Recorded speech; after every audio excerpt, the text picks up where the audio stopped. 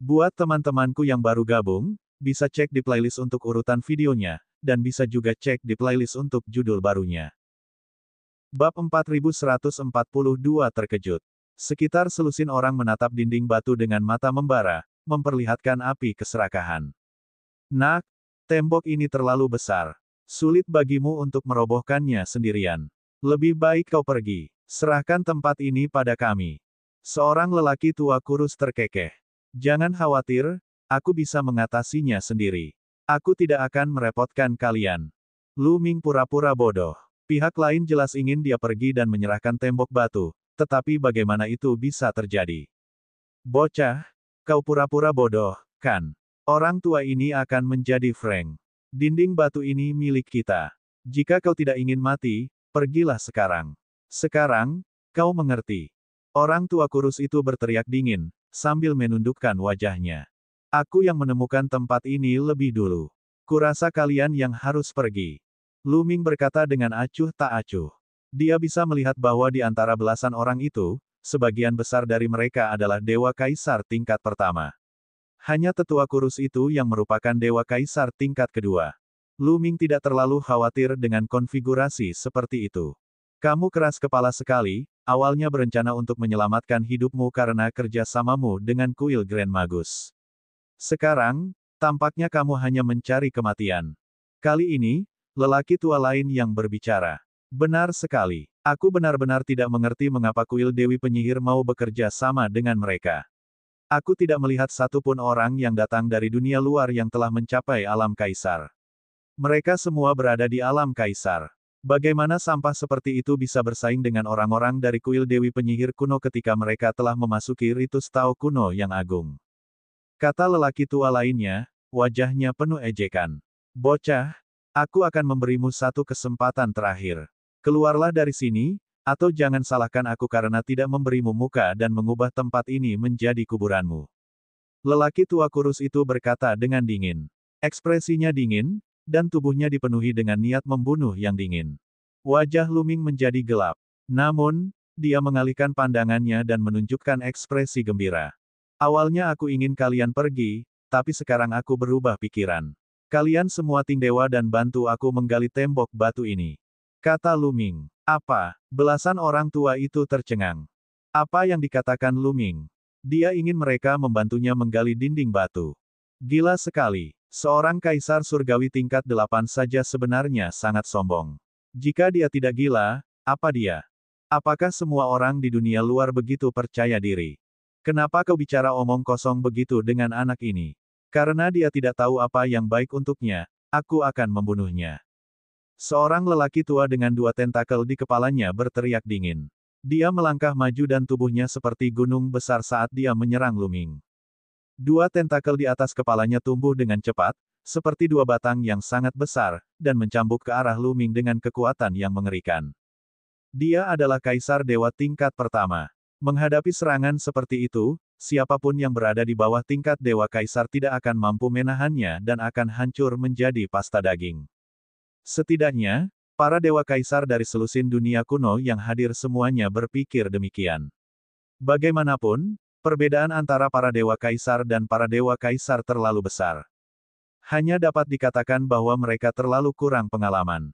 Ekspresi Lu Ming tenang. Ketika kedua tentakel itu hendak menyerangnya, dia mengulurkan tangannya yang besar dan meraihnya ke atas. Kedua telapak tangannya dengan cepat membesar hingga seukuran gunung. Telapak tangannya juga lebih besar dari kedua tentakel itu. Dia meraih kedua tentakel itu. Lalu, dia mengayunkannya dengan keras. Ledakan. Akhirnya, lelaki tua itu terbanting ke tanah seolah-olah gempa bumi berkekuatan lebih dari 10 skala Richter telah terjadi. Sebuah lubang besar muncul di tanah, dan lelaki tua itu terbaring di dalamnya. Darah menyembur keluar dari mulutnya, dan tubuhnya berkedut tanpa henti. Tubuhnya selembut genangan lumpur, dan dia tidak bisa lagi bergerak. Ini, sekitar selusin ahli lainnya tercengang. Mata mereka terbuka lebar, dan mulut mereka menganga. Wajah mereka dipenuhi ketidakpercayaan seolah-olah mereka telah melihat hantu. Satu gerakan. Hanya dalam satu gerakan, Lu Ming telah menghabisi kaisar dewa tingkat pertama. Ini benar-benar pembunuhan instan. Bukan hal yang aneh baginya untuk membunuh ahli kaisar dewa tingkat pertama dalam hitungan detik. Kaisar dewa tingkat kedua manapun pasti bisa melakukannya. Yang paling penting, kultivasi Luming hanya pada alam kaisar surgawi tingkat ke-8. Terlebih lagi, Luming mengandalkan kekuatannya sendiri sepenuhnya dan tidak meminjam bantuan dari luar. Ini sungguh mengerikan dan tak dapat dipercaya. Seorang kaisar surgawi tingkat 8 bisa sekuat ini. Apakah seperti ini rupa orang-orang di dunia luar? Mungkinkah orang-orang di dunia luar semuanya sesat? Pada saat ini, banyak pikiran terlintas dalam benak mereka. Itu sebenarnya sangat normal. Saat Luming berada di alam kaisar surgawi tingkat ke-7, keseluruhan kekuatan bertarungnya telah melampaui kaisar surgawi tingkat pertama biasa. Sekarang setelah ia berhasil menembus alam kaisar dewa tingkat 8, kekuatan bertarungnya telah meningkat pesat. Meskipun ia tidak sekuat kaisar dewa tingkat 2, tidak sulit baginya untuk membunuh kaisar dewa tingkat pertama biasa dalam sedetik. Sekarang, bisakah kau tinggal dan membantuku menggali tembok batu? Luming berkata dengan acuh tak acuh, seolah-olah dia telah melakukan sesuatu yang tidak penting. Kekuatanmu memang tidak buruk. Kami salah menilai dirimu. Kami bisa menyerahkan tembok batu ini padamu, tetapi kau ingin kami tetap tinggal dan membantumu menggalinya. Kau bertindak terlalu jauh, kata sesepuh kaisar dewa tingkat kedua yang kurus. Jantungnya sudah berdetak kencang menandakan mundur.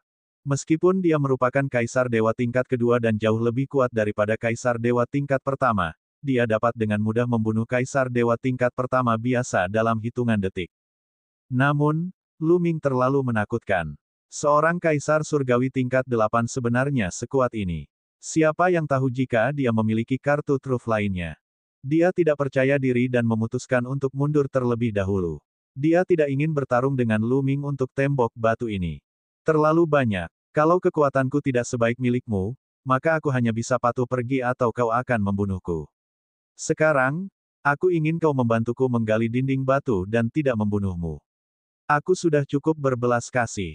Luming berkata dengan dingin. Wajah lelaki tua kurus itu dan yang lainnya menjadi gelap. Anak muda, kamu terlalu sombong. Kamu pikir kamu sudah mengantongi semua kemenangan. Mata lelaki tua kurus itu memancarkan cahaya dingin. Ia mengepalkan tinjunya dan aura kuat keluar dari tubuhnya. Aura mengerikan itu meningkatkan tekanan di tempat kejadian hingga puluhan kali lipat.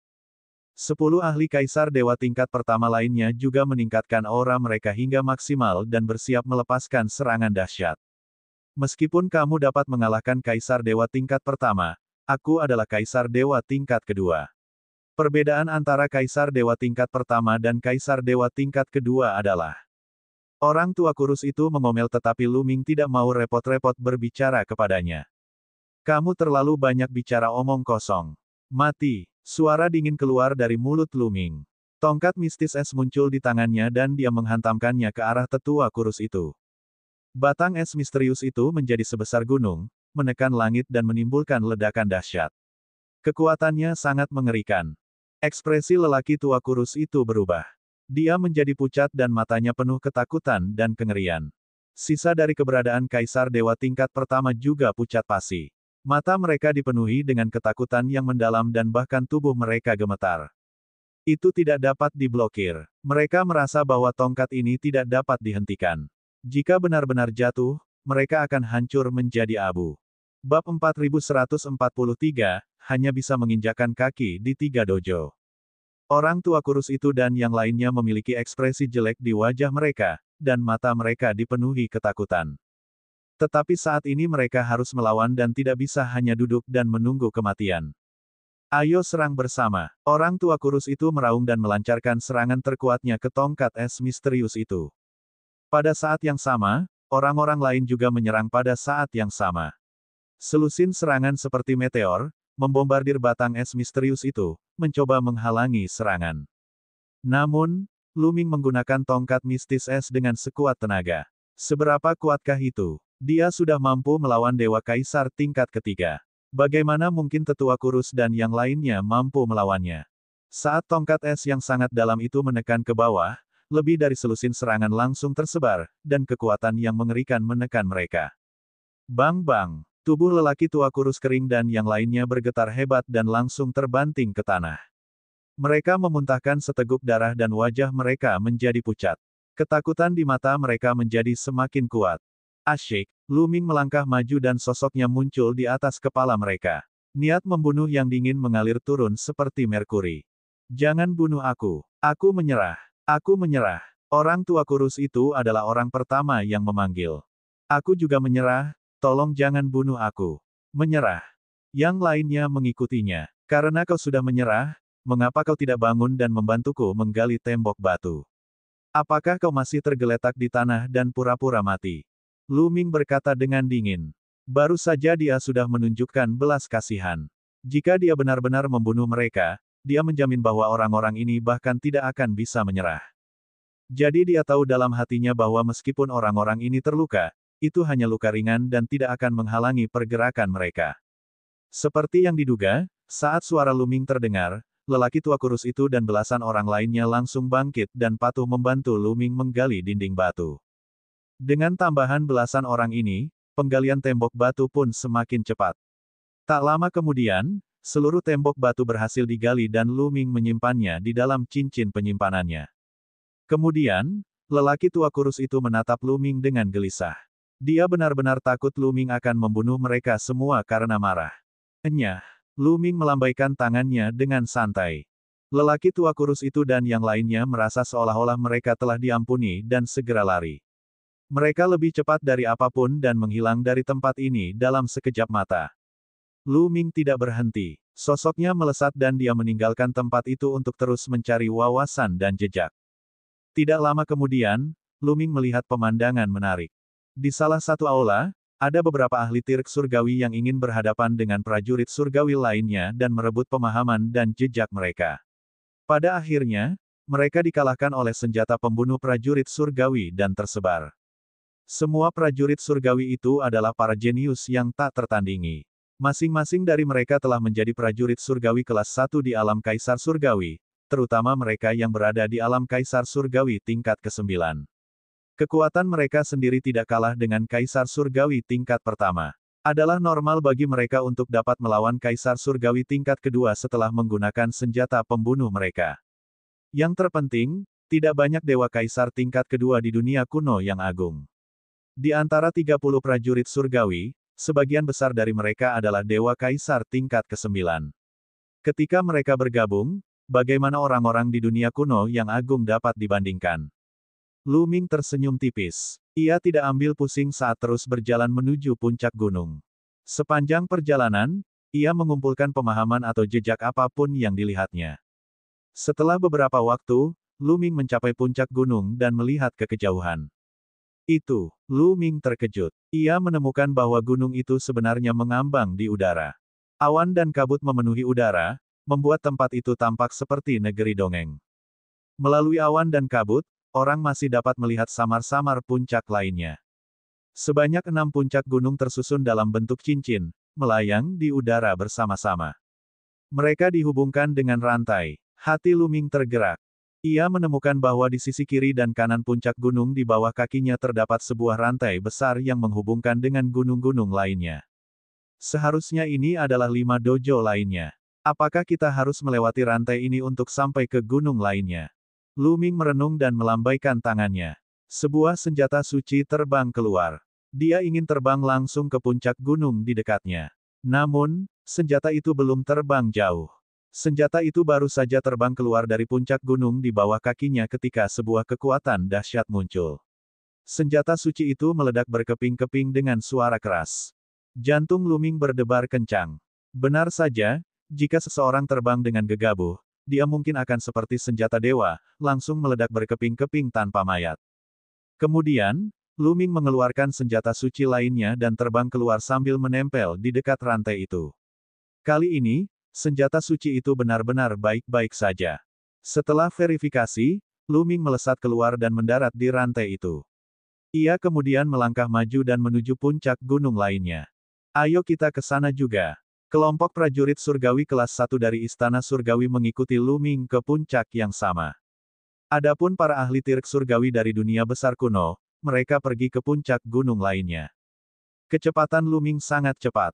Sosoknya seperti angin dan dia segera tiba di puncak gunung lainnya. Jalannya rusak, kita tidak bisa ke gunung berikutnya. Ketika sampai di puncak gunung ini, Lu Ming menemukan bahwa ada puncak gunung lain di sisi lain puncak gunung ini. Itu seharusnya adalah aula pelatihan lainnya. Namun kali ini, tidak ada rantai menuju gunung berikutnya. Hei, ada seseorang. Setelah itu, Lu Ming melihat ada sosok-sosok yang berkelebat di puncak gunung milik pihak lain. Namun, karena awan dan kabut, penglihatannya sangat kabur. Dia hanya bisa melihat sosok-sosok itu tetapi tidak bisa melihat penampakannya secara spesifik. Mungkinkah orang-orang di sana dikirim oleh kuil Dewi Penyihir kuno?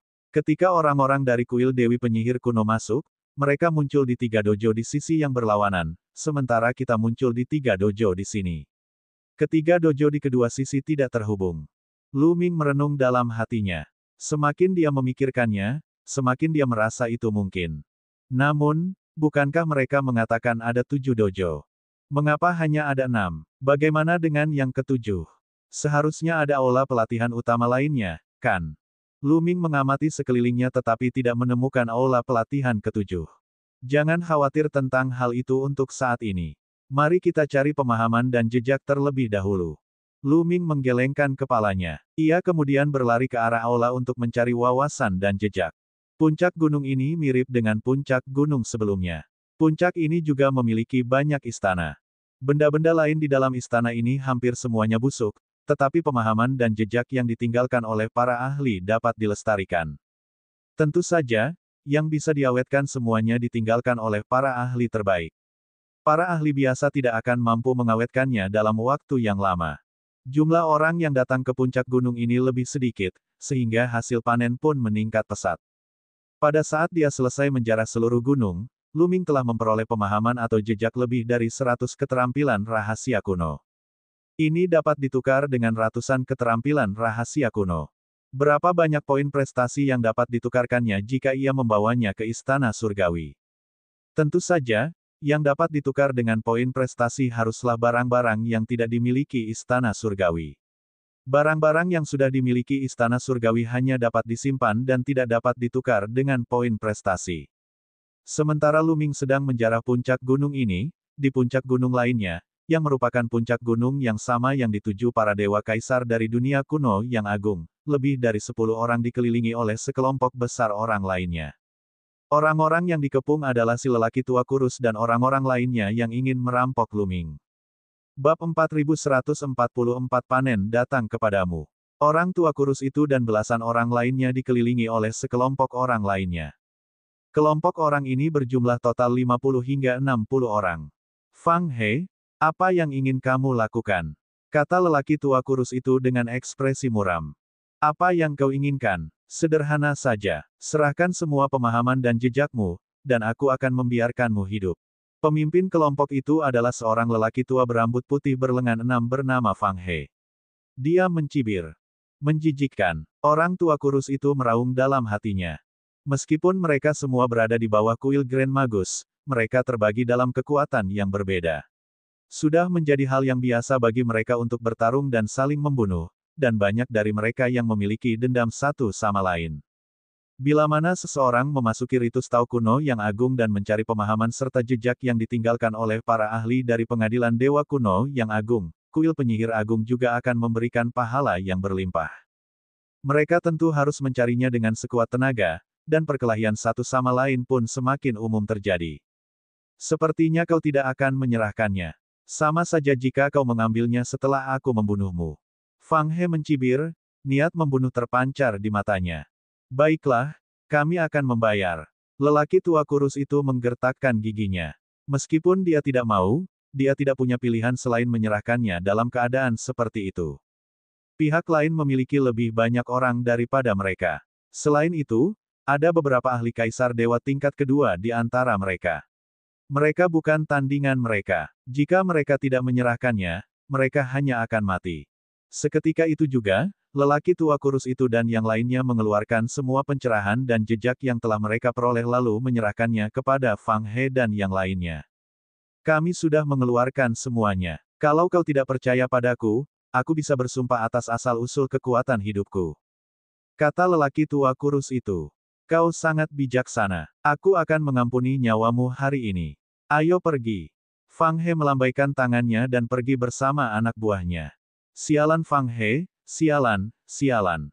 Setelah Fang He dan yang lainnya pergi, lelaki tua kurus itu meraung, wajahnya garang. Dia benar-benar sangat sedih. Sebelumnya, dia ingin merampok Lu Ming, tetapi dia dengan mudah menghentikannya. Dia bahkan dipaksa menggali tembok batu. Sekarang, keadaannya bahkan lebih buruk. Beberapa pemahaman dan jejak yang ditinggalkan oleh para ahli istana Dewa Kuno telah direnggut oleh Fang He. Perjalanan ini sama saja dengan membuang-buang waktu. Tidak ada keuntungan sama sekali. Patriark, apa yang harus kita lakukan sekarang? Seorang kaisar dewa tingkat pertama bertanya. Fang He mencuri hasil panen kita. Aku tidak akan membiarkan dia bersenang-senang. Tatapan mata lelaki tua kurus itu tajam. Patriark, apa yang ingin kau lakukan? Tapi dengan kekuatan kita, kita tidak sebanding dengan Fang He. Salah satu dari mereka berkata, tentu saja kita tidak bisa melakukannya dengan kekuatan kita, tetapi orang lain bisa. Kita bisa membunuh dengan pisau pinjaman. Kata lelaki tua kurus itu. Membunuh dengan pisau pinjaman. Pisau siapa yang kamu pinjam? Seseorang bertanya. Fang He dan yang lainnya mungkin tidak pernah berhubungan dengan orang-orang aneh dari dunia luar, terutama orang aneh yang membawa tongkat panjang itu. Kata lelaki tua kurus itu. Tidak, mereka belum bertemu sejak memasuki tempat ini. Salah satu dari mereka berkata. Bagus, sangat bagus. Cari seseorang untuk mengirim berita palsu ke Fang He. Katakan padanya bahwa orang yang menggunakan tongkat dari dunia luar telah memperoleh banyak hal. Dia telah memperoleh ratusan pemahaman dan jejak. Saya yakin Fang He dan yang lainnya akan tergoda. Kata lelaki tua kurus itu, matanya bersinar dengan kelicikan. Sang patriark bijaksana. Ketika Fang He mengetahuinya, dia pasti akan mencari orang luar yang menggunakan tongkat panjang itu. Namun, meskipun Fang He dan yang lainnya memiliki keunggulan dalam jumlah, mereka jelas bukan tandingan bagi pihak lain. Saat itu, hehe. Bawahan ini kagum. Setelah yang lain menyanjungnya sebentar, mereka mulai membuat persiapan. Lu Ming tidak tahu bahwa keberuntungan yang tak dapat dijelaskan telah menimpanya. Aku sudah mencari di puncak gunung ini, tetapi aku tidak dapat melewati 3 gunung yang berseberangan dan tidak dapat menemukan aula pelatihan utama. Bagaimana aku dapat meningkatkan hasil panenku? Lu Ming mengerutkan kening dan merenung. Meskipun dia telah memperoleh ratusan wawasan dan jejak, bagaimana Lu Ming bisa puas dengan perolehannya? Orang-orang dari dunia besar kuno. Mata Lu Ming berbinar. Ratusan orang telah memasuki dunia kuno yang agung. Dengan begitu banyak orang yang mencari bersama, panennya pasti tidak akan sedikit. Jika dia bisa mendapatkan panen dari orang-orang ini, itu pasti akan bagus. Adapun prajurit surgawi kelas 1, Lu Ming tidak memiliki pemikiran apapun tentang mereka untuk saat ini. Alasan utamanya adalah bahwa para prajurit surgawi kelas 1 itu tidak bisa dianggap remeh. Selain itu, mereka semua mengenakan baju besi prajurit surgawi kelas 1 dan dapat menahan serangan penuh dari ahli kaisar dewa tingkat ketiga. Mengingat kemampuan Lu Ming, bahkan jika dia menggunakan tongkat mistik es dengan sekuat tenaga, tidak akan mudah untuk menghancurkan pertahanan pihak lain. Akan tetapi, orang-orang di dunia kuno tidak memiliki harta karun pertahanan seperti itu. Harta karun itu mudah untuk ditangani. Saat memikirkan hal ini, Lu Ming segera bertindak.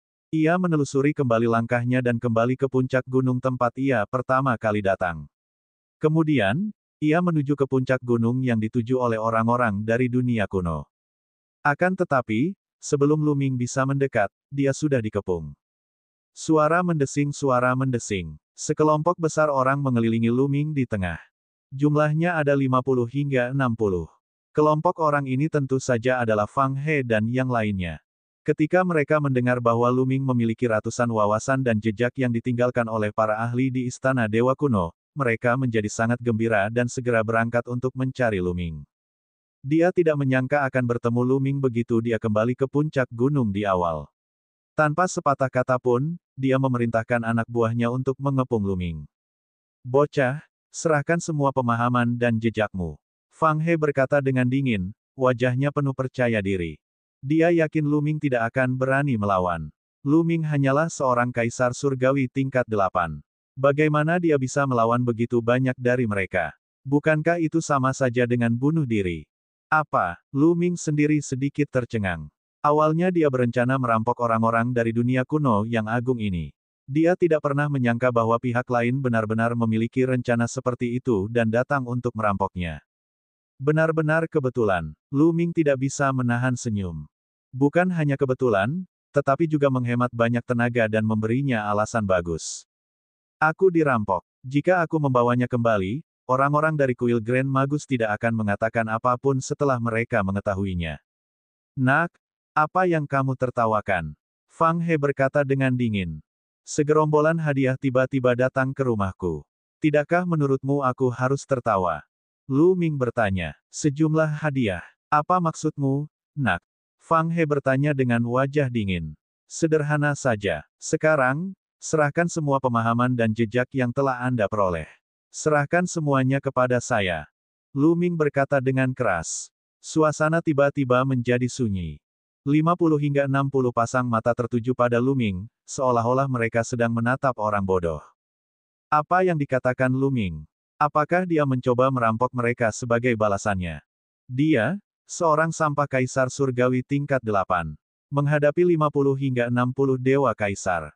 Hahaha. Pada saat berikutnya, banyak orang tidak dapat menahan tawa.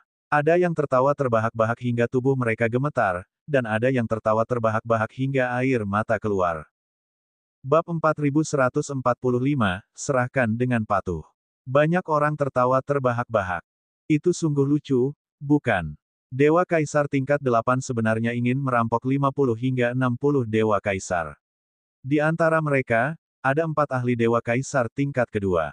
Dia bahkan belum pernah mendengar hal seperti itu, apalagi melihatnya sendiri. Bagaimana mungkin dia tidak tertawa ketika menemui hal seperti itu? Mungkinkah anak ini tidak tahu kultivasinya? Ledakan. Seseorang mengambil inisiatif untuk melepaskan aura mereka. Aura Kaisar Dewa tingkat pertama menekan Lu Ming seperti gelombang. Mereka ingin memberitahu Lu Ming betapa kuatnya mereka. Namun, Lu Ming tidak bergerak sama sekali.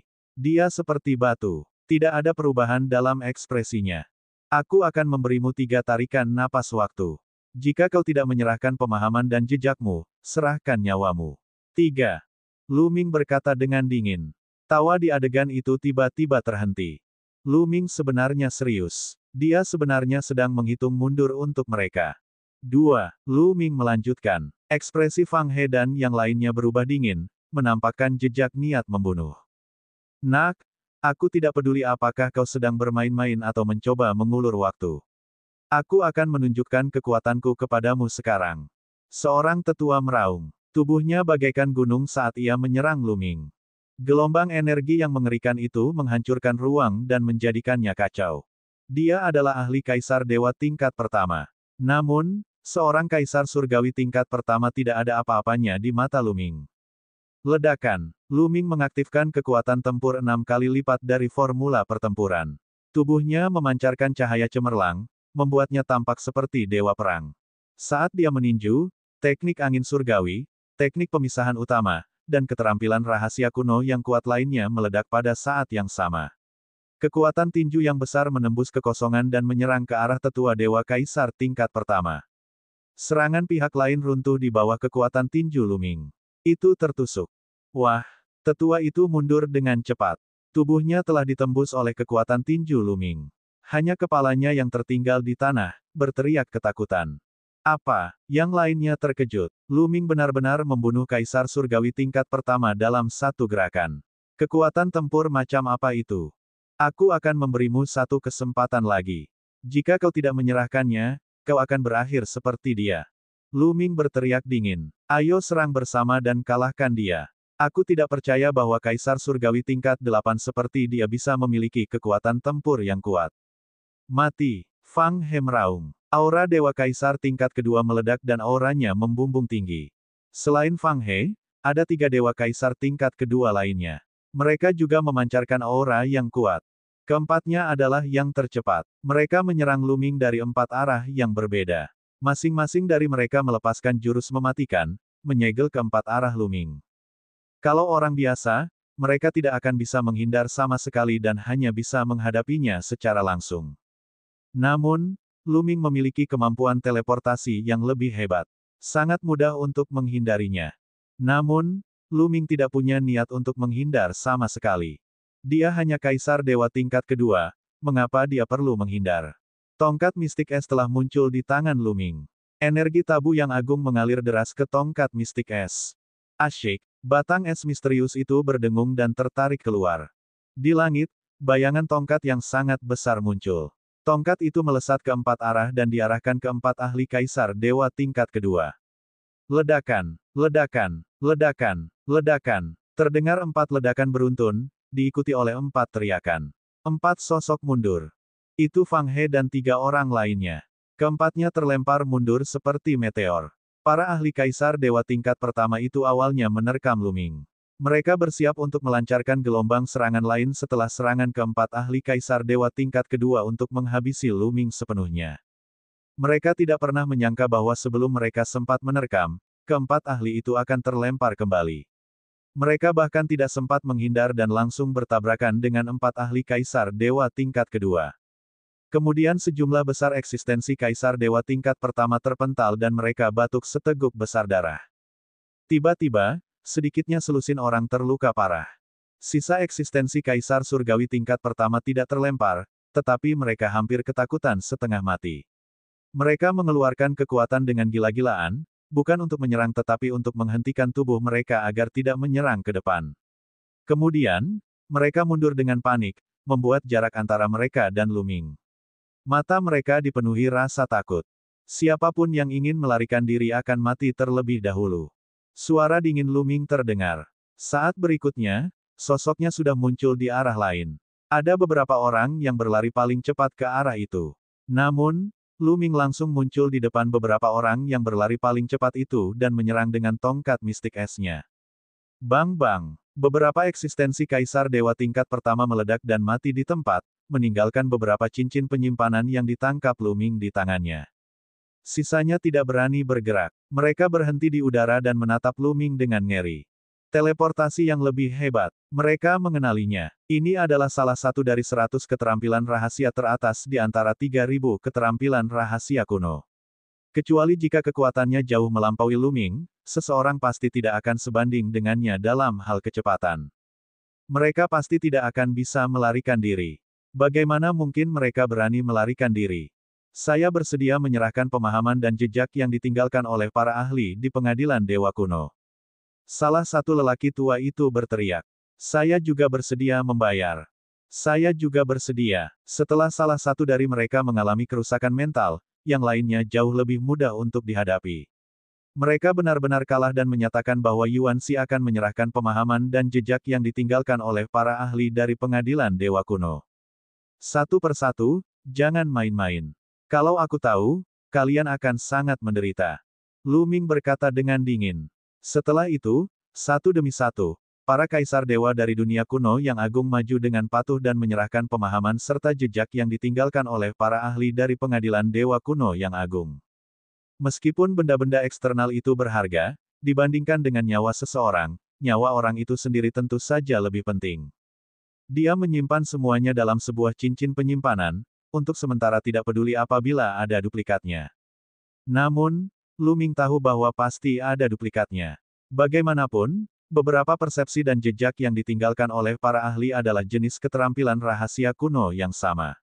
Namun, dia tidak punya waktu untuk membedakannya sekarang.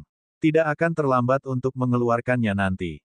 Bagaimana dengan kalian? Akhirnya, tatapan Lu Ming jatuh ke tanah. Fang He dan yang lainnya masih terbaring di sana, berpura-pura mati. Sialan, kok anak ini bisa setidak normal itu? Tidak, ku dengar anak ini punya banyak pemahaman dan jejak. Apakah seseorang dengan sengaja memberikannya kepadaku? Apakah dia juga menderita kerugian? Apakah aku terjebak? Awalnya, Fang He berteriak dalam hatinya, tetapi bagaimanapun juga, dia sudah hidup lama dan merupakan orang yang teliti. Dia dengan cepat memikirkan sesuatu dan hampir muntah darah. Semakin ia memikirkannya, semakin ia merasa bahwa hal itu mungkin saja terjadi. Seseorang telah dengan sengaja mengungkapkan informasi itu kepadanya dengan tujuan membunuhnya dengan pisau pinjaman. Dia langsung teringat pada lelaki tua kurus itu. Sialan, sialan. Fang He meraung dalam hatinya, wajahnya berubah. Wah! Sebuah kaki mendarat di wajah Fang He, menekan wajahnya ke tanah. Kaki ini secara alami milik Lu Ming. Bab 4146, munculnya aula pelatihan utama. Lu Ming menginjak wajah Fang He dengan satu kaki dan menatapnya dari atas. Dia berkata dengan dingin, melihat wajahmu yang garang, mungkinkah kau tidak yakin dan ingin membalas dendam padaku? Kalau begitu, aku hanya bisa membiarkanmu pergi. Tidak, tidak, ini salah paham. Saya tidak meragukannya. Fang He ketakutan setengah mati saat mendengar itu.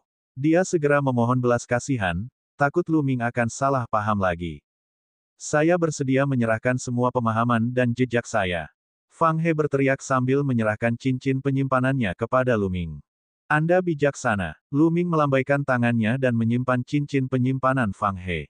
Mulut Fang He menganga dan lidahnya keluh, tampak seperti ia ingin mengatakan sesuatu namun terhenti. Dia meratap dalam hatinya. Dia benar-benar ingin berteriak, aku hanya ingin memberimu pemahaman dan jejak yang ditinggalkan oleh para ahli dari pengadilan Dewa Kuno. Aku tidak ingin memberimu seluruh cincin penyimpanan. Kamu mengambil pemahaman dan jejak itu dan mengembalikan cincin penyimpanan itu kepadaku. Namun, saat dia melihat tatapan mata Lu Ming yang dingin, dia menelan kembali kata-katanya.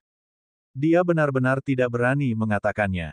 Dia takut jika dia membuka mulutnya, dia akan membuat Lu Ming marah dan memukulinya sampai mati. Hatinya berdarah, tetapi Lu Ming sudah mulai mengumpulkan pemahaman dan jejak orang lain. Tak lama kemudian, Lu Ming telah mengumpulkan pemahaman dan jejak dari 50 hingga 60 orang.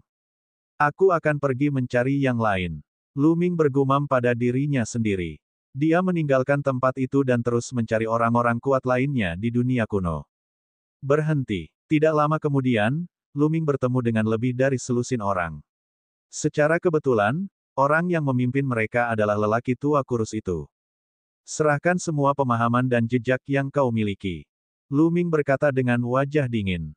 Pahlawan muda, pemahaman dan jejak kita telah diambil oleh orang lain. Aku bersumpah demi esensi hidupku. Kata lelaki tua kurus itu. Itu dirampas oleh orang lain.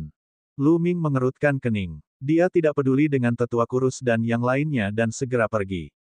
Begitu Lu Ming pergi, lelaki tua kurus itu langsung tampak gembira. Hahaha, sepertinya Fang He sudah bertemu orang ini. Dia mungkin tidak bisa menyimpan pencerahan dan jejak di tubuhnya. Jika aku tidak bisa mendapatkannya, kamu juga tidak bisa, hahaha. Orang tua kurus itu tertawa, merasa amat riang.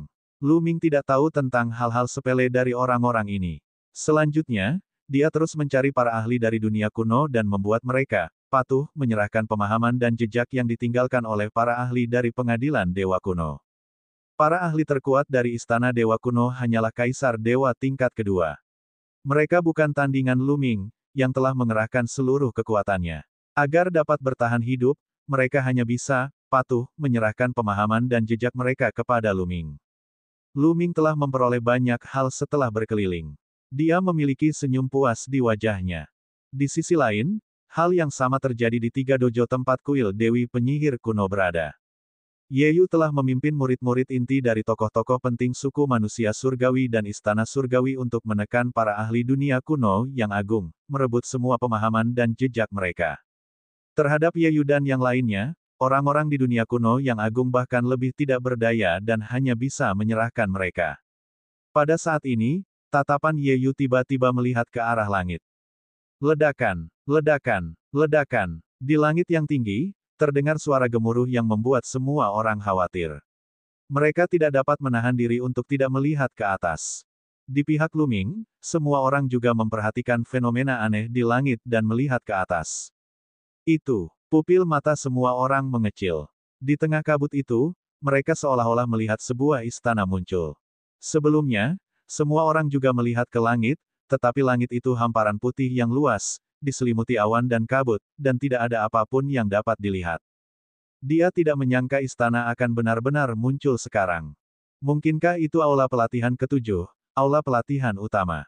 Pada saat ini, semua orang memiliki pemikiran yang sama. Menurut catatan Istana Dewi Bertuah, Ritus Tao kuno yang agung memiliki total 7 kuil Ritus Tao, 6 kuil Tao biasa, dan 1 kuil Tao utama. Kuil-kuil Ritus Tao biasa hanyalah tempat di mana para ahli biasa dari pengadilan Dewa Kuno yang agung mengajarkan Dao dan memahaminya. Adapun Ritus Taois utama, Ini adalah tempat di mana kelompok ahli terkuat dari pengadilan Dewa Kuno yang agung berkhotbah dan memperoleh pencerahan. Itu adalah inti sejati dan bukan masalah kecil. Dia tidak menemukannya sebelumnya dan mengira ada kesalahan dalam catatan kuil Dewi Penyihir. Sekarang, sepertinya aula pelatihan utama telah tersembunyi di langit selama ini dan akhirnya muncul. Di langit, suara teredam itu menjadi semakin jelas, dan penampakan istana pun menjadi semakin jelas. Berbeda dengan 6 puncak gunung di bawah kaki mereka, yang ada di langit bukanlah puncak gunung, melainkan istana sungguhan. Itu adalah istana yang besar. Asyik. Pada saat ini, seseorang bergerak. Dia melesat ke langit dan bergegas menuju istana di langit. Begitu seseorang bergerak, yang lain segera mengikutinya.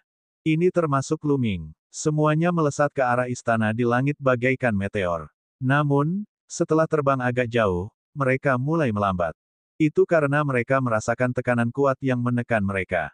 Tekanan datang dari istana di langit. Semakin dekat mereka ke istana, semakin besar tekanannya. Pada saat ini, perbedaan kultivasi antara setiap orang terlihat jelas. Mereka yang tingkat kultivasinya lebih rendah dan kekuatannya lebih lambat, sehingga tertinggal dari yang lain. Mereka yang memiliki kultivasi dan kekuatan tinggi masih mendekati istana, meskipun kecepatan mereka telah sangat melambat. Lu Ming adalah salah satu orang yang mendekati aula. Kekuatan terlarang Lu Ming menutupi seluruh tubuhnya dan lapisan cahaya warna-warni yang menyilaukan menyelimutinya. Dia mengaktifkan keterampilan rahasia kuno dan telapak tangannya seperti pisau saat dia menebas ke atas. Ledakan, ledakan, ledakan. Sebuah kekuatan dahsyat meledak dan bertabrakan dengan tekanan dari atas. Kekuatan itu dengan kuat menembus tekanan dan memungkinkan Lu Ming terus terbang ke atas. Namun, semakin dekat mereka ke istana, semakin besar tekanannya. Setelah itu, bukan hanya tekanan saja. Hualala, Lu Ming merasakan hawa dingin yang menusuk tulang mengalir turun dari atas, bagaikan gelombang, menerjang ke arah mereka. Puff, puff. Dewa Kaisar tingkat pertama di dunia kuno yang agung memuntahkan darah dan jatuh. Mereka tidak dapat menahan kekuatan seperti gelombang ini. Adapun para Dewa Kaisar tingkat kedua, mereka menyerang dengan sekuat tenaga dan melancarkan serangan dahsyat. Mereka menerobos kekuatan yang mengerikan dan terus bergerak ke atas. Pada saat yang sama, Lu Ming memperhatikan bahwa ada bola-bola cahaya keemasan yang menyebar tidak jauh dari sana. Mereka adalah prajurit dewa kelas 1 lainnya. Prajurit surgawi kelas 1 ini mengaktifkan baju zirah prajurit surgawi kelas 1 mereka untuk menghalangi kekuatan yang mengalir turun dari atas. Lu Ming juga mengaktifkan baju besi prajurit surgawi kelas 1 untuk menghalangi kekuatan di atasnya. Dia terus melesat ke atas. Namun semakin tinggi dia melangkah, semakin kuat pula gaya yang bekerja. Menjelang akhir, para ahli kaisar dewa tahap kedua dari dunia kuno yang agung juga menjadi semakin lambat. Mereka merasakan tekanan yang kuat dan tubuh mereka bergetar tanpa henti. Aduh, setelah beberapa saat, akhirnya ada seorang ahli kaisar dewa tingkat kedua yang tidak tahan lagi. Dia memuntahkan darah dan jatuh. Bab 4147, bertemu dengan suku manusia surgawi. Para ahli kaisar dewa tingkat kedua sudah mulai tidak mampu menerimanya dan terjatuh.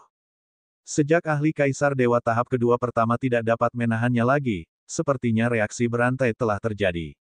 Ahli kaisar dewa tahap kedua lainnya dari dunia besar kuno juga tidak dapat menahannya dan terus jatuh, tubuh mereka tertutup lapisan es. Kekuatan yang mengalir turun dari atas dipenuhi dengan hawa dingin yang menusuk tulang, seolah dapat membekukan segalanya. Pada saat ini, prajurit surgawi kelas 1 juga mengeluarkan senjata pembunuh mereka dan mulai menyerang. Akan tetapi, beberapa prajurit surgawi kelas 1 yang lemah tidak dapat menahannya lagi. Misalnya, beberapa di antaranya merupakan senjata surgawi kelas 1 di tingkat ke-7 dan ke-8 alam kaisar surgawi. Jumlah prajurit surgawi kelas 1 pada level ini relatif kecil, dan setelah menyerang beberapa saat, mereka tidak tahan lagi dan tewas. Seperti halnya perahu yang berlayar melawan arus, jika Anda tidak maju, Anda akan mundur. Semakin jauh mereka pergi, semakin sedikit orang yang ada di sana. Pada akhirnya, hanya Lu Ming dan 30 prajurit surgawi kelas 1 lainnya yang tersisa. Prajurit surgawi kelas 1 ini semuanya adalah penguasa surgawi tingkat 9. Masing-masing dari mereka adalah monster yang tak tertandingi dengan kekuatan besar. Lu Ming adalah satu-satunya kaisar surgawi tingkat ke-8. Di sisi lain, di kuil penyihir kuno, semua ahli dari dunia kuno yang agung telah disingkirkan. Hanya suku manusia surgawi dan murid inti dari tokoh-tokoh penting istana surgawi yang tersisa. Meskipun mereka tidak memiliki baju zirah surgawi kelas 1, pakaian tempur yang mereka kenakan juga luar biasa. Baju zirah itu memiliki efek yang sama dengan baju zirah surgawi kelas 1 dan dapat memblokir energi di atas mereka. Selain itu, mereka juga mengendalikan senjata pembunuh yang hebat. Dengan kerja sama mereka, mereka terus maju dengan kecepatan yang sangat cepat.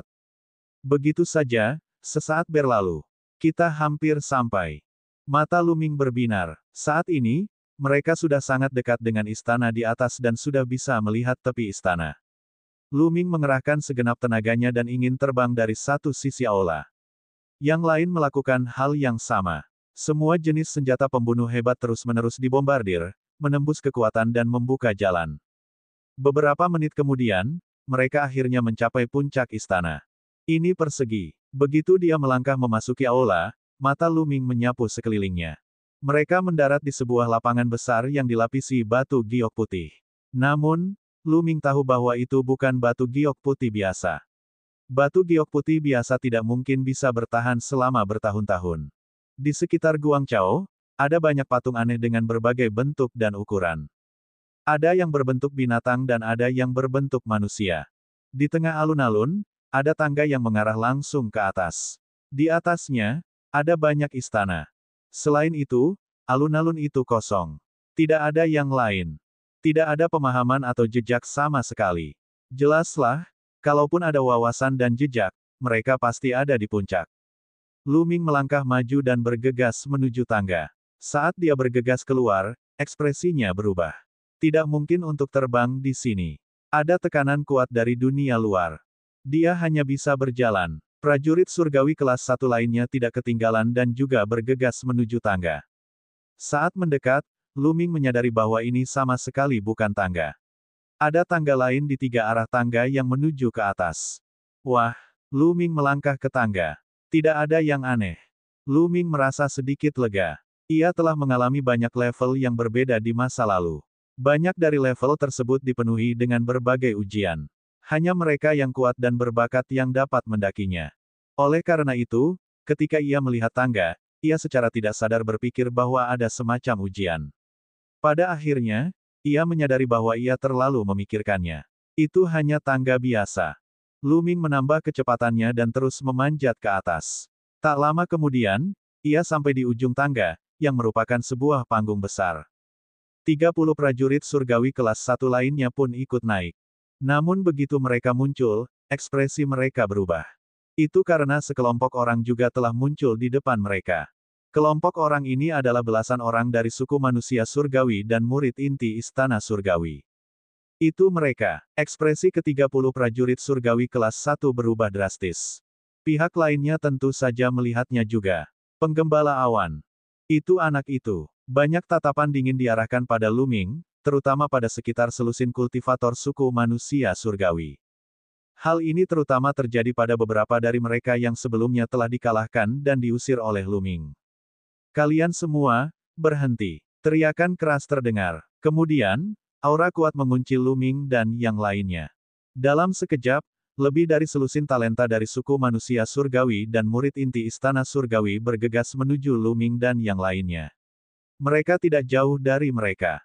Bagus sekali. Sepertinya kau berpihak pada kuil Grand Magus. Ini sempurna.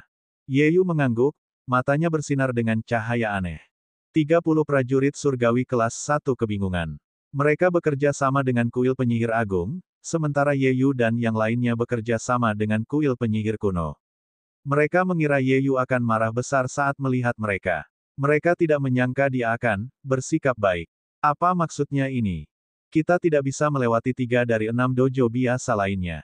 Kita tidak bisa mendapatkan pencerahan dan tanda di sana, tetapi Anda datang dari sana dan membawanya ke sini.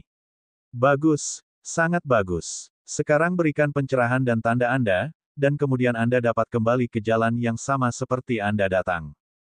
Ye Yu melanjutkan. Suaranya masih terdengar tenang, tetapi nadanya penuh dengan keraguan. Wajah 30 prajurit surgawi kelas 1 itu tampak semakin jelek. Mereka akhirnya mengerti apa yang Ye Yu maksud dengan sempurna. Maksudnya adalah baik bahwa mereka telah membawa pencerahan dan tanda-tanda dari 3 dojo lainnya. Tuan Muda Ye Yu, tidakkah menurutmu kau bertindak terlalu jauh? Kami memasuki dunia kuno untuk mencari peruntungan kami sendiri. Jika kau menemukan peruntungan, kami tidak akan bertarung denganmu untuk itu. Namun, kami menemukannya sendiri, dan kau bertindak terlalu jauh jika kau ingin mengambilnya dari kami. Ya, kami jelas tidak berani melawanmu. Karena Tuan Ye Yu telah menemukan tempat ini, kami akan pergi sekarang. Namun, apa yang telah kami peroleh sebelumnya tidak bertentangan dengan apa yang telah kau peroleh. Favorit surga dari 10 balapan teratas semuanya angkat bicara. Omong kosong. Kamu pikir kamu siapa? Apakah kamu punya hak untuk membicarakan kondisi dengan kami? Teriakan dingin menyela kata-kata prajurit surgawi kelas 1 itu. Yerlah yang berbicara. Yer, yang dikalahkan oleh Luming dan mundur dalam keadaan menyedihkan. Benar sekali, kali ini kami mengizinkan kalian semua datang bersama untuk membantu kami. Kalian ingin mengambil kesempatan di sini. Sungguh delusi yang naif. Kata seorang jenius lain dari suku manusia surgawi. Ketika kami masuk, para petinggi istana surgawi tidak memberitahu kami hal ini. Mereka mengatakan bahwa selama kami memperoleh kesempatan di dunia kuno, kesempatan itu akan menjadi milik kami. Mereka tidak mengatakan bahwa kami di sini untuk membantu Anda. Seorang pemuda berteriak. Dia berasal dari ras iblis, salah satu dari 10 ras teratas. Bab 4148-10 ras teratas sebagai budak. Seorang ahli kesombongan surga Raja Iblis berteriak. Para iblis memiliki temperamen yang buruk, dan pada saat ini, mereka tidak dapat menahannya lagi. Kalau saja dia bukan dari suku manusia surgawi, dia pasti sudah menamparkan mati siapa saja yang berani bicara seperti itu kepadanya. Beraninya kau tidak mematuhi kami. Yer berteriak dan melangkah maju. Tubuhnya diselimuti kekuatan aneh, lalu ia berubah menjadi kilatan petir, menekan penguasa iblis itu dengan telapak tangannya. Ekspresi iblis itu berubah saat sifat iblisnya terpicu. Dia meraung, jangan kira aku takut padamu. Pada saat yang sama, ki iblis membumbung tinggi ke angkasa, berubah menjadi tinju iblis, dan meledak. Ledakan. Kedua serangan itu bertabrakan dengan suara ledakan keras. Kemudian, satu sosok terdorong mundur. Sosok itu adalah jenius dari ras iblis. Dia memuntahkan seteguk besar darah. Salah satu tinjunya telah meledak, dan seluruh lengannya hampir meledak.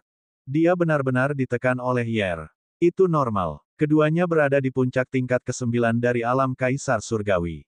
Namun, kesayangan surga dari ras iblis itu hanya bisa melawan lawan yang 4 tingkat lebih tinggi darinya, sementara Yer bisa melawan lawan yang 5 tingkat lebih tinggi darinya. Perbedaan kekuatan tempur mereka terlalu besar. Tentu saja, Yer terbunuh dalam sekejap. Sangat kuat. Semua prajurit surgawi kelas 1 lainnya terkesiap. Mereka sangat menyadari kekuatan kebanggaan surgawi ras iblis. Dia adalah salah satu kandidat untuk daftar kebanggaan surgawi alam semesta dan sangat kuat. Begitu dia berhasil menembus alam tirk surgawi, dia akan mampu menantang daftar kebanggaan surgawi alam semesta setelah periode akumulasi. Terlalu mengerikan bahwa makhluk seperti itu bahkan tidak dapat menangkis satu serangan pun darimu. Inikah kekuatan sejati suku manusia surgawi?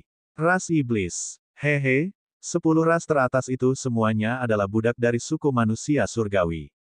Apakah kau mengerti? Di hadapan ras lain, kau boleh bersikap angkuh dan perkasa, tetapi di hadapan kami, kau hanya boleh menundukkan kepala. Sekarang, jika kau berlutut dan mengakui kesalahanmu, aku bisa mengampuni nyawamu. Suara Yer terdengar sombong. Dia melirik semua orang, dan semua orang yang tertangkap oleh tatapannya memiliki ekspresi jelek.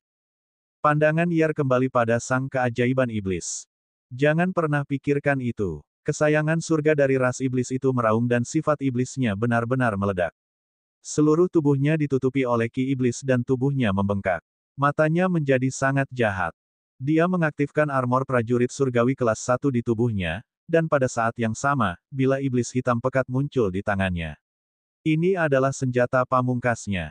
Jika dia tidak bisa melawan lawannya dengan kekuatannya sendiri, dia hanya bisa mengandalkan senjata pembunuhnya yang hebat dan baju zirah surgawi kelas 1. Dengan baju zirah surgawi kelas 1, dia bisa berdiri di tempat yang tak terkalahkan. Dia tidak percaya kalau kekuatan seranganmu dapat mencapai alam dewa kaisar tingkat ketiga. Kau keras kepala sekali, kau cari kematian. Melihat kesombongan iblis itu masih berani melawan, Yer merasa harga dirinya tertantang. Wajahnya berubah muram dan matanya dipenuhi dengan niat membunuh yang dingin. Sebuah jimat giok muncul di tangannya. Saat dia melihat jimat giok, keajaiban ras iblis itu meraung, segel wilayah prajurit terlarang. Setelah berkata demikian, dia mundur dan mencoba melarikan diri. Sudah terlambat untuk pergi sekarang. Yer berkata dengan dingin. Dia mengepalkan segel domain prajurit, dan energi tak terlihat dengan cepat meluas, menyelimuti semua orang, termasuk keajaiban iblis. Saat dia diselimuti oleh wilayah prajurit itu, armor surgawi kelas 1 di tubuh iblis itu langsung meredup. Armor itu menyusut lagi dan menghilang ke dalam tubuhnya. Pada saat yang sama, senjata pembunuh di tangannya juga kehilangan fungsinya dan tidak bisa digunakan lagi. Asyik, Yer melangkah maju dan muncul di atas kepala iblis itu. Dia mengarahkan jarinya seperti pedang dan menebas ke bawah. Pedang ini sangat kuat dan penuh dengan aura pembunuh. Kekuatannya sangat mengerikan. Putra iblis yang sombong itu meraung dan berusaha sekuat tenaga untuk menangkis serangan itu. Namun, di alam kaisar surgawi, perbedaan satu tingkat dalam kekuatan tempur sangatlah besar. Dia dapat membunuh iblis itu seketika. Aduh, darah berceceran ke segala arah saat kepala terpental. Itu adalah kepala iblis di tanganmu. Ampuni aku, ampuni aku. Aku tahu aku salah. Kesayangan surga ras iblis itu belum mati. Jiwanya masih ada di sana. Menghadapi kematian, kesayangan surga ras iblis itu akhirnya merasa takut. Dia mulai berteriak ketakutan dan mulai memohon belas kasihan. Kubilang, sudah terlambat untuk memohon belas kasihan sekarang. Yer berkata dingin sambil mengepalkan tangannya. Dengan suara keras, kepala iblis itu meledak dan jiwa di dalamnya pun lenyap secara alami. Seorang jenius tingkat atas yang memiliki potensi untuk masuk dalam daftar pilihan surga alam semesta terbunuh begitu saja. Para prajurit surgawi kelas 1 lainnya memiliki ekspresi buruk di wajah mereka. Mereka merasa amat dirugikan. Ya, sedih. Di dunia luar, semua orang yang hadir adalah seorang jenius tertinggi dengan masa depan yang cerah. Mereka semua adalah bintang-bintang terang yang mengelilingi bulan. Namun, di hadapan suku manusia surgawi, mereka merasa seperti cucu mereka sendiri. Namun pada saat yang sama, mereka juga ketakutan. Suku manusia surgawi terlalu kuat untuk mereka lawan. Kau lihat itu. Ini adalah akibat dari ketidakpatuhanmu pada kami. Siapa lagi yang berani melawan? Tatapan dingin Yer menyapu kerumunan. Pada saat yang sama, bakat-bakat tertinggi lainnya dari suku manusia surgawi mulai memancarkan aura yang kuat. Semua prajurit surgawi kelas 1 merasakan hawa dingin di hati mereka, dan tidak ada seorang pun yang berani mengatakan sepatah kata pun. Bahkan para jenius dari suku Sein tempur yang terkenal karena kehebatan tempur mereka tidak berani mengatakan apapun. Suku manusia surgawi telah mengumpulkan terlalu banyak kekuatan dan terlalu berkuasa. Jelas saja, Yer bukanlah orang terkuat di suku manusia surgawi, dan Ye Yu adalah pemimpin suku manusia surgawi. Jika dia bukan yang terkuat, lalu seberapa kuat dia? Sekalipun mereka menyerang bersama-sama, itu tetap berbahaya. Karena kamu tidak keberatan, maka serahkan semua pemahaman dan jejakmu. Selama kamu menyerahkannya, kamu bisa pergi dengan aman, tapi... Pada titik ini, Yer menatap Lu Ming, niat membunuh yang dingin meledak tanpa terkendali. Dia berkata dengan dingin, yang lain boleh pergi asalkan mereka menyerahkan pemahaman dan jejak mereka. Hanya kau yang tidak boleh pergi. Hanya ada satu hasil untukmu, yaitu kematian. Oh, kamu pecundang. Lu Ming tersenyum tipis. Bagaimana bisa begitu mudah untuk membunuhnya? Anda, Yer melotot ke arah Lu Ming. Kalian terus saja bermain. Itu tidak ada hubungannya denganku. Selamat tinggal. Lu Ming berbalik dan pergi setelah selesai berbicara. Di sisi kanan peron, ada tangga lebar yang menjulang hingga ke atas. Lebih tinggi lagi adalah istana. Lu Ming berjalan menuju tangga. Semua wajah pembudidaya manusia surgawi menjadi gelap saat melihat pemandangan itu. Lu Ming berani mengabaikan mereka. Dia benar-benar memalukan. Jika kau ingin pergi, Ting Dewa saja. Salah satu elit manusia surgawi yang kekar berteriak dengan marah. Dia menerkam Luming seperti embusan angin dan mencakar kepala Luming. Saat cakarnya mengayun, ruang itu seperti selembar kertas yang telah membusuk selama ribuan tahun, berubah menjadi debu.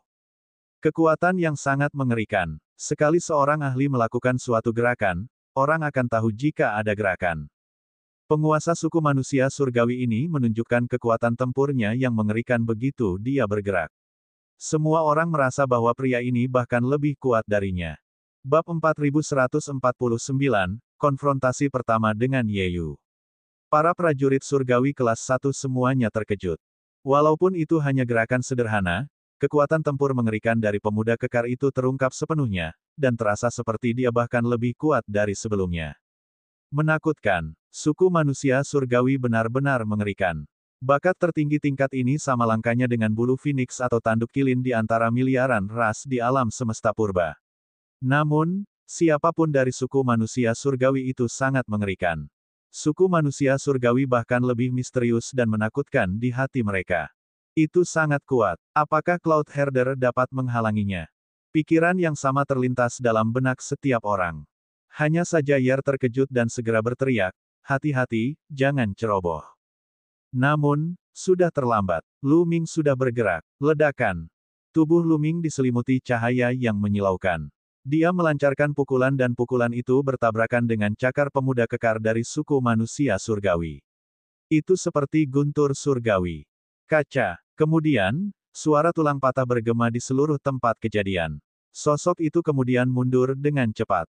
Si. Terdengar desahan, dan mata prajurit surgawi kelas 1 terbelalak karena terkejut. Itu adalah pemuda kekar dari suku manusia surgawi yang telah dikirim terbang. Tidak hanya dia terlempar, cakarnya juga berubah bentuk. Jelas, tulangnya patah. Mengerikan sekali. Pemuda kekar dari suku manusia surgawi itu benar-benar menakutkan. Dia adalah seorang jenius tak tertandingi yang bisa melawan lawan yang setidaknya 5 tingkat lebih tinggi darinya. Dia bahkan lebih kuat dari Yer. Namun, dia terluka oleh Luming dengan satu gerakan dan pelindung tulangnya patah. Kultivasi Luming jelas satu tingkat lebih rendah dari lawannya. Kekuatan tempurnya terlalu mengerikan. Bukan hanya prajurit surgawi kelas 1 saja yang terkejut, tetapi juga para murid inti tokoh penting istana surgawi dan para kultivator manusia surgawi muda lainnya. Manusia biasa ternyata punya kekuatan tempur seperti itu. Bagus, sangat bagus. Mata Yeyu menyala dengan penuh gairah saat dia menatap Luming. Kekuatan tempurmu cukup bagus. Aku akan memberimu kesempatan sekarang. Bergabunglah denganku dan ikuti aku di masa depan. Aku akan memberimu kekuatan dan status yang tidak dapat kau bayangkan. Semakin kuat Luming, semakin besar keinginan Yeyu untuk menaklukkannya. Selama dia bisa menaklukkan Luming, Luming akan menjadi pedang tajamnya di masa depan. Dia akan bertarung untuknya dan menaklukkan dunia untuknya. Sejujurnya, meskipun ada banyak jenius yang mencari perlindungan padanya, tidak ada satupun dari mereka yang memiliki bakat dan kemampuan bertarung seperti Luming. Mendengar perkataan Yeyu, banyak orang tampak iri dan cemburu, termasuk beberapa dari suku manusia surgawi. Dihargai setinggi itu oleh Yeyu, kehormatan macam apa ini? Kesempatan macam apa ini? Mereka tidak dapat memperolehnya meskipun mereka menginginkannya. Tepat ketika semua orang mengira Luming pasti akan setuju, dia tersenyum tenang dan berkata, "Saya tidak tertarik." Setelah berkata demikian, dia berbalik dan terus berjalan maju. Apa? Yang lainnya semua tercengang. Apa yang baru saja mereka dengar? Luming benar-benar menolaknya. Luming benar-benar menolak kesempatan dan keberuntungan yang membuat orang iri dan cemburu tanpa berpikir panjang. Wajah Yeyu langsung menjadi gelap. Niat membunuh terpancar di matanya. Sebaiknya kau pertimbangkan itu. Tidak perlu dipertimbangkan. Luming melambaikan tangannya dan bahkan tidak menoleh. Arogan. Kurang pengetahuan. Orang pengkhianat seperti itu tidak boleh dibiarkan hidup. Teriakan dingin datang dari murid inti tokoh penting suku manusia surgawi dan istana surgawi.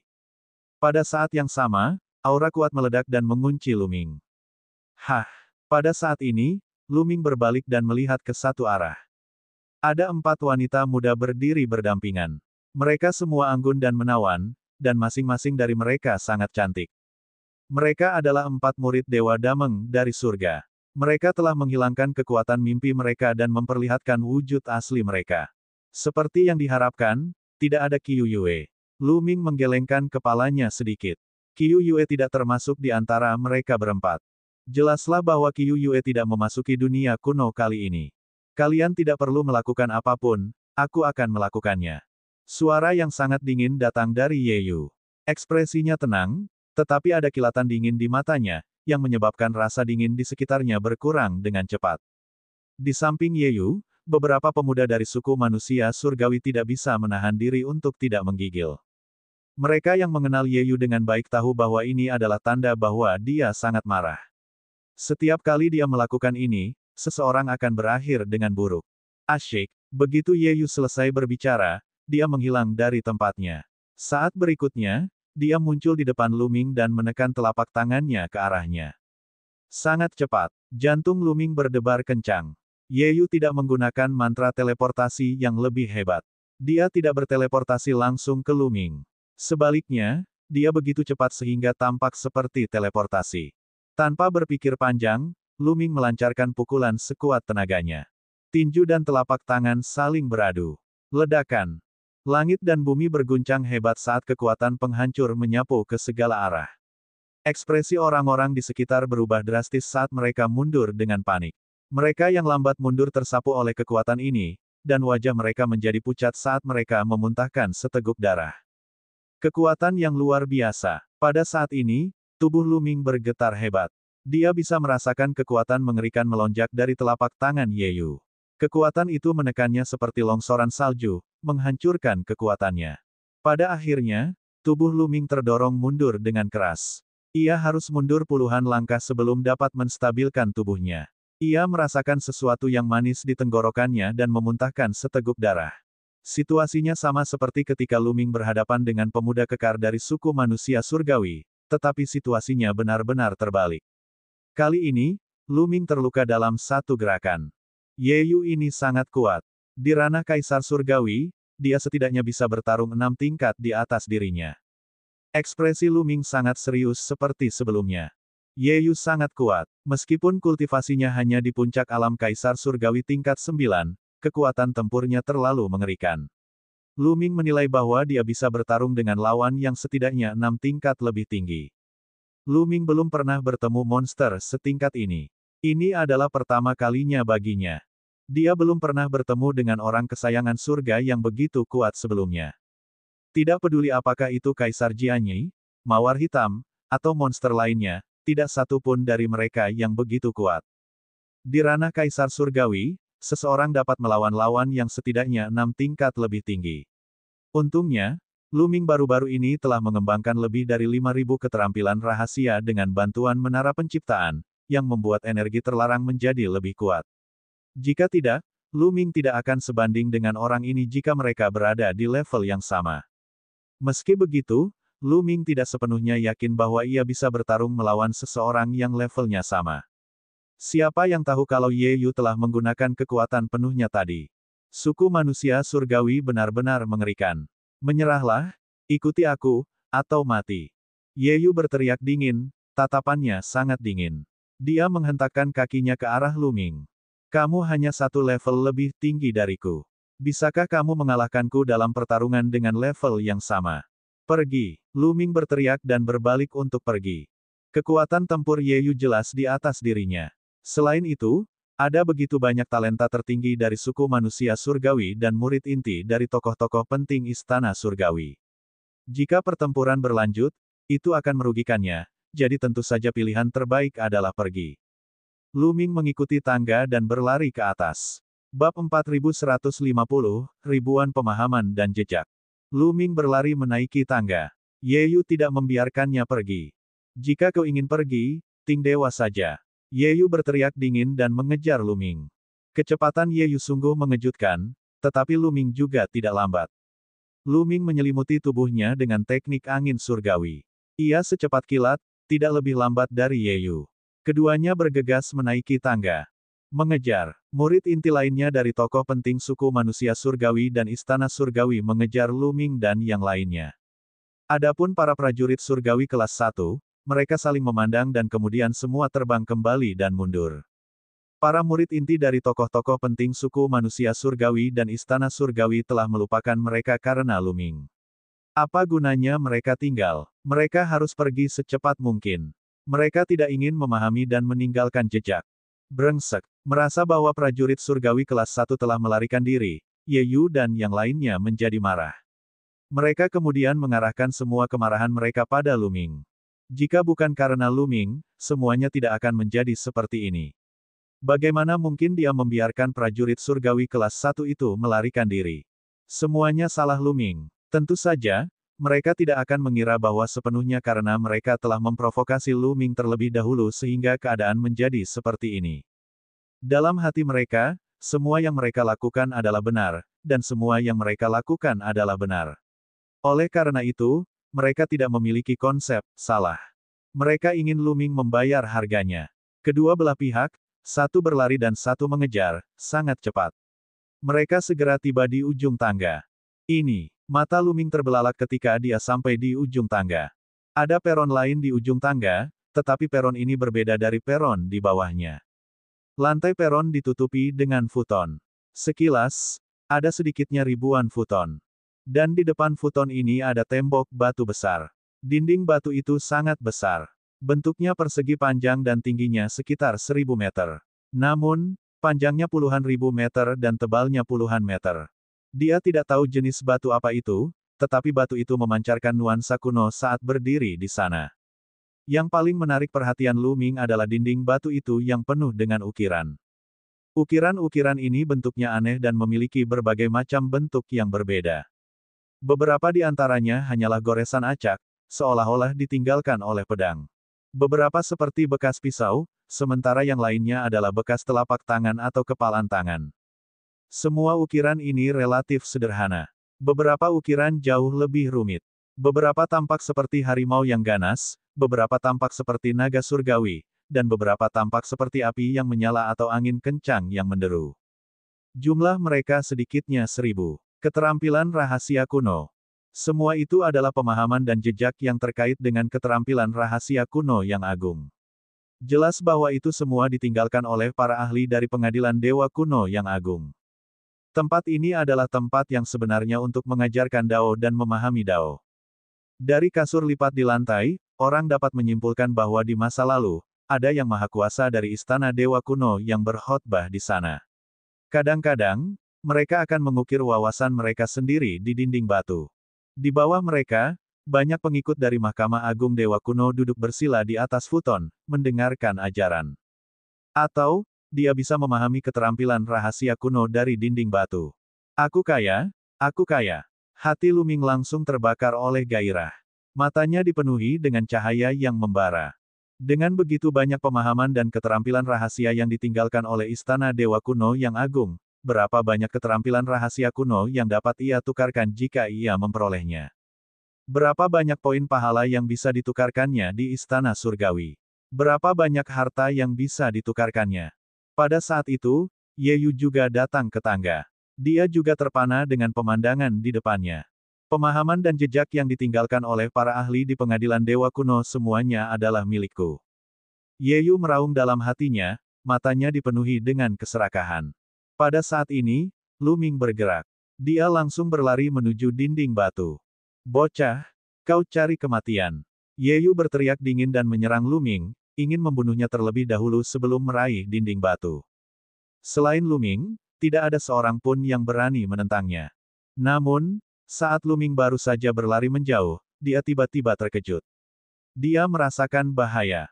Kemudian, futon di depannya berubah menjadi seekor harimau yang ganas. Harimau itu meraung dan menerkamnya. Angin pun padam dan cakar tajam itu menghantam kepala Luming. Kekuatannya sangat dahsyat dan sudah pasti berada di alam Kaisar Surgawi. Bahkan mungkin bukan Kaisar Surgawi biasa. Luming tidak ragu-ragu dan segera mengaktifkan baju besi prajurit Surgawi kelas 1. Sebuah perisai cahaya menutupi seluruh tubuhnya. Kas! Cakar tajam harimau itu menggores baju besi prajurit Surgawi kelas 1, menghasilkan suara yang menusuk. Meskipun tidak menembus pertahanan baju besi prajurit Surgawi kelas 1, sosok Luming terhalang. Di belakangnya, Ye Yu sudah menyusul. Dia menyerang dengan telapak tangannya dan mengenai baju besi prajurit surgawi kelas 1. Dampaknya menyebabkan baju besi prajurit surgawi kelas 1 bergetar, tetapi juga terhalang. Lihatlah aku menghancurkan baju sirah surgawimu. Yeyu berteriak dingin. Tombak perak panjang muncul di tangannya, memancarkan gelombang yang mengerikan. Senjata pembunuh yang hebat. Ini jelas merupakan senjata pemusnah massal, senjata pemusnah massal yang mengerikan. Yeyu mengendalikan tombak perak itu, mengirimkan gelombang yang mengerikan. Dia hendak menyerang Lu Ming lagi, tetapi pada saat ini, futon lain di sekitarnya juga berubah. Beberapa sajadah telah berubah menjadi serigala raksasa, beberapa menjadi naga dewa, dan beberapa menjadi burung raksasa. Beberapa dari mereka berubah menjadi makhluk berbentuk manusia dengan pedang di tangan mereka dan menyerang mereka. Tiba-tiba, lebih dari 10 sosok menyerang Lu Ming dan Yeyu. Makhluk hidup yang berubah dari futon itu semuanya sangat kuat. Lu Ming dan Yeyu merasakan bahaya dan tidak berani ceroboh. Lu Ming mengeluarkan mutiara angin kencang. Angin kencang bersiul dari mutiara angin kencang terus-menerus dan melesat maju, bertabrakan dengan makhluk hidup ini. Dengan suara gemuruh yang keras, makhluk hidup ini terhalang oleh angin kencang. Namun, angin kencang itu juga bergetar tanpa henti, dan hampir hancur oleh serangan itu. Yeyu tidak mau repot-repot terus menyerang Lu Ming. Jubah panjang yang dikenakannya juga memancarkan lapisan cahaya yang menyelimutinya. Jubah panjang di tubuhnya mirip dengan baju besi prajurit surgawi. Kekuatan pertahanannya mencengangkan, bahkan lebih kuat dari baju besi prajurit surgawi kelas 1. Pada saat yang sama, dia mengayunkan tombak di tangannya. Bayangan tombak melesat keluar dan membuat makhluk-makhluk yang berubah menjadi sajadah itu terbang. Namun, pada saat ini, futon di sekitarnya juga mulai berubah. Setidaknya ada ribuan futon, dan semuanya telah berubah wujud menjadi berbagai bentuk makhluk hidup. Padahal, apa yang disulap menjadi sajadah itu tidak bisa disebut makhluk hidup. Itu hanya semacam tanda, yang untuk sementara disebut sebagai sejenis makhluk hidup. Ribuan makhluk hidup semuanya memandang Lu Ming dan Yeyu. Pada saat yang sama, para penguasa suku manusia surgawi lainnya dan murid-murid inti dari tokoh-tokoh penting istana surgawi juga telah tiba. Ketika mereka melihat pemandangan ini, ekspresi mereka berubah. Kalian, kemarilah dan bantu aku menghadang makhluk-makhluk itu. Aku akan membunuh Muyun. Yeyu berteriak. Bab 4151, sulit untuk bergerak. Yeyu ingin memanggil yang lain untuk membantunya menghalangi makhluk-makhluk yang berubah dari futon sehingga dia bisa menghadapi Lu Ming dengan sekuat tenaga. Sekarang sekelompok besar makhluk yang berubah dari sajadah menerkam mereka, dia tidak punya waktu untuk menyerang Lu Ming dengan sekuat tenaga. Jika dia tidak bisa menyerang dengan sekuat tenaga, dia tidak akan bisa menghancurkan baju besi prajurit surgawi kelas 1 milik Lu Ming. Dia harus mengerahkan segenap kekuatannya untuk menerobos pertahanan baju zirah prajurit surgawi kelas 1. Ayo pergi, menyerang. Para elit suku manusia surgawi dan murid inti tokoh penting istana surgawi bergegas menuju Lu Ming dan yang lainnya. Dalam proses penyerangan, tubuh mereka memancarkan cahaya warna-warni yang indah. Mereka semua mengenakan baju perang tingkat tinggi, yang mirip dengan baju zirah prajurit surgawi kelas 1. Mereka memiliki kekuatan pertahanan yang luar biasa. Itulah kepercayaan diri mereka. Kalau tidak, mereka tidak akan berani menyerbu saat menghadapi begitu banyak makhluk yang berubah dari sajadah. Pada saat yang sama, senjata-senjata muncul di tangan mereka. Semua senjata ini memancarkan fluktuasi yang kuat. Semuanya adalah senjata pembunuh yang hebat. Suara mendesing. Sebelum dia tiba, serangan melesat ke arah makhluk hidup yang terbentuk oleh futon di sekitarnya, menghalangi mereka. Dengan cara ini, Yeyu memiliki tangan yang bebas. Penggembala awan. Mata Yeyu dipenuhi dengan dingin saat dia menatap Lu Ming. Pada saat itu, Lu Ming mengeluarkan teknik angin surgawi. Sosoknya terus-menerus berkelebat, menghindari serangan makhluk seperti futon dan terus berlari maju. Membunuh. Yeyu berteriak. Rambut emasnya berkibar di udara. Ia mengayunkan tombak peraknya, menghempaskan beberapa makhluk putuan. Ia melangkah maju dan mengejar Lu Ming seperti sambaran petir. Murid-murid inti dari tokoh-tokoh penting suku manusia surgawi dan istana surgawi telah bergegas datang. Dengan begitu banyak dari mereka yang menyerang pada saat yang sama, mereka terus membombardir makhluk-makhluk di atas sajadah dan menghalangi semua makhluk di atas sajadah yang menyerang Yeyu. Dengan cara ini, kecepatan Yeyu meningkat pesat dan dia berhasil menyusul Lu Ming dalam waktu singkat. Suara mendesing. Tombak perak itu menembus kehampaan bagaikan sambaran petir perak, membidik Lu Ming.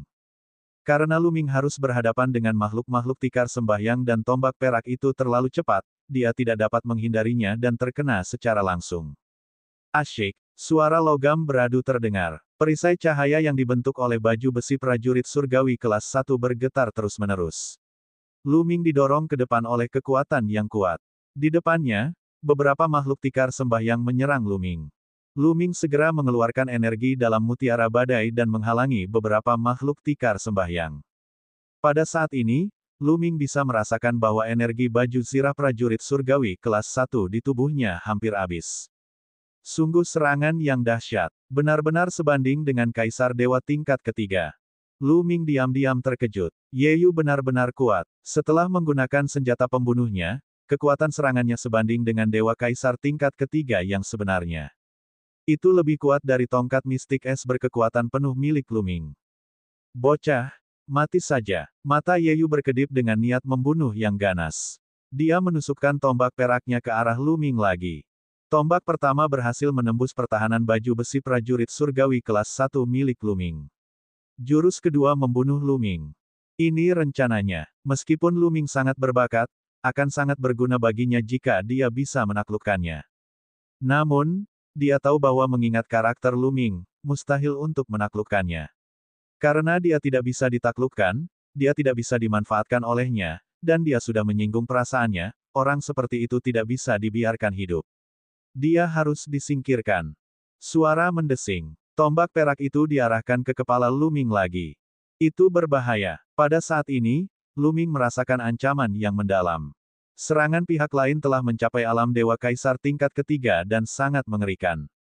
Jika dia terkena, dia akan berada dalam bahaya bahkan jika kekuatan hidupnya sangat kuat.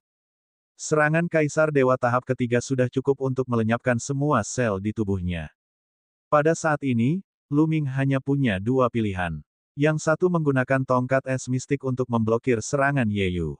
Namun, meskipun Lu Ming mengaktifkan tongkat sihir es, kekuatan tempurnya masih belum sekuat Yeyu.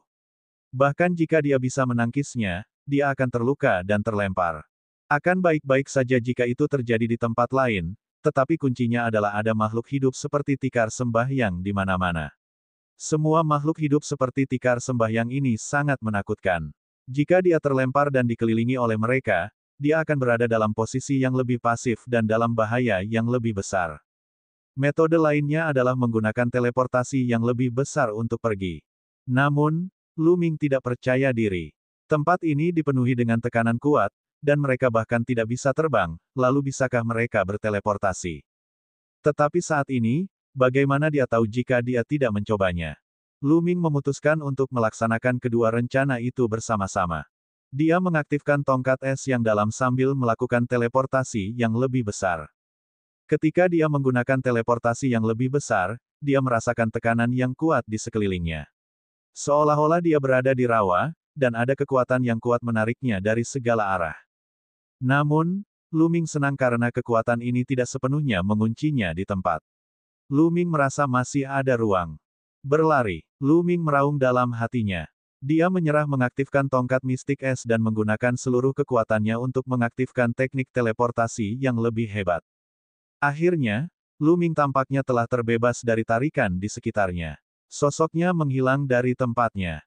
Tepat saat Lu Ming menghilang dari tempatnya, tombak panjang Yeyu menembus tempat di mana Lu Ming berdiri.